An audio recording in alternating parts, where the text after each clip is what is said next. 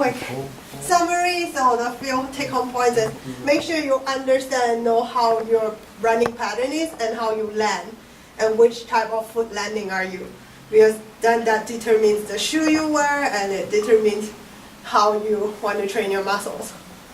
And then make sure of the intensity of your progression, not going too fast, and make sure you have some cross training in between running. Strength Just training. to strengthen, yeah. The leg muscles. And one thing too, based on this picture, if you are doing, some of you are doing track running now in the winter, don't always run in the same direction. Make sure you switch that around so that your body is not just loaded on one side. Yeah. And then the last one is The track, they only allow us to run on one direction all the time. No, the different day they change direction. yeah. I mean, like One not, day not it's like always not like possible. every day the same direction. Even same thing if you run outside, you don't run the same direction every time, right? You flip it around, you come the other way. So because even the roads are not always flat, sometimes they are like this. So you want to make sure you're not loading too much on one side because the road is a little bit tilted. Yeah. And then the last thing is the self-screen that we did, the field test. You can do that before and after you run and see if you feel a difference. And if you feel like my left side is stronger than my right side, then you probably need to like improve the strength or mobility on one side to make sure that both sides are equal when you run so that you don't compensate.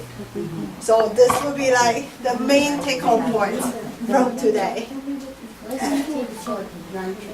Huh? Run treadmill? That's probably not a good thing to run. Well, treadmill, so the thing is, treadmill is passive running. The thing is pulling you to run. So it's easier to run. You don't feel like you don't expend as much energy. In the winter, you don't really have a choice. Then you run on treadmill. It's fine. But treadmill, then you have to be careful on how you're landing. And the So shoe how you you do wear. the landing? What's the proper way to do landing? It depends on the shoe and how you land.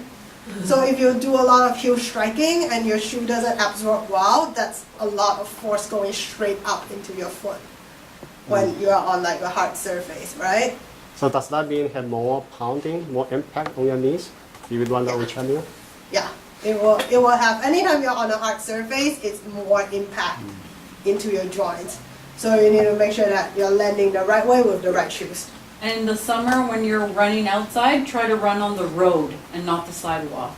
Yeah. Because the road is asphalt, it's softer, right? And how about the incline?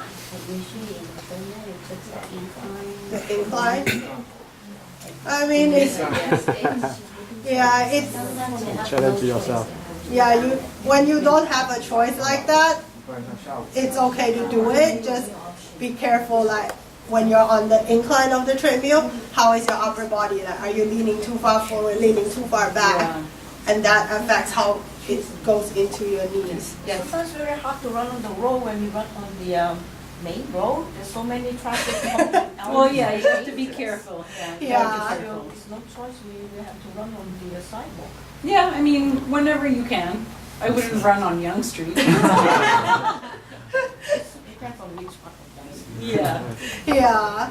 Yeah, as much as you can, and just be aware of the surface you're running. If the road is slanted to one side or the other way, or it's like really hard and you're really pounding every time, then try to change it up. I know Toronto doesn't have that many trails. Yeah. I heard someone made a point. I think it's a good point. I want to mention it to see whether you see it. Yeah. The incline level. He said he always pick the random because if it's random, different the level, Yeah. right? Your knee and your muscle is adjust to different angles. Yes. It's better for your knee. Yeah, So I think it makes sense. So of course you don't want to make it 5 or 6. Yeah. Between 1 2. That's okay. Yeah, that's a good point because then your body has to always adapt to a change, and that really challenges your core too. Yeah. It's the same thing as like you run outside or even like in your training, you want like at some point you're going to run at different paces, right? It's just training your body to adapt to the change. Yeah. Any other questions? I think that's the last slide, and then that's hopefully everyone crossed the finish line like that. Yeah. So after the several days running several days in a row, my ankle feels sore. It's my heel. Actually, Your my heel? Do you heel strike? The heels I feel kind of sore after the several runs. So Do you land on your heel when you run? Like, you're there? Yes. Yeah, it could be your fascia at the bottom is tightening up, and then you feel like very sore in the heel. Yeah, that's a common injury with like running a lot. So in that case, you want to make sure that you stretch it out at the bottom. So you can do is you take a golf ball, tennis ball, or like a water bottle and freeze it and roll on it after you run. Yeah. Any other questions? For the black nail, toenail, fungus? I always end up losing one or two. Is it because of the shoes? Shoes, yeah. Too tight? Yeah. The shoes and the way your foot lands. If you are a 4-foot runner and your shoe box is very tight, You'll lose your you toenail. keep jumping. I lose many. Yeah, you keep jumping.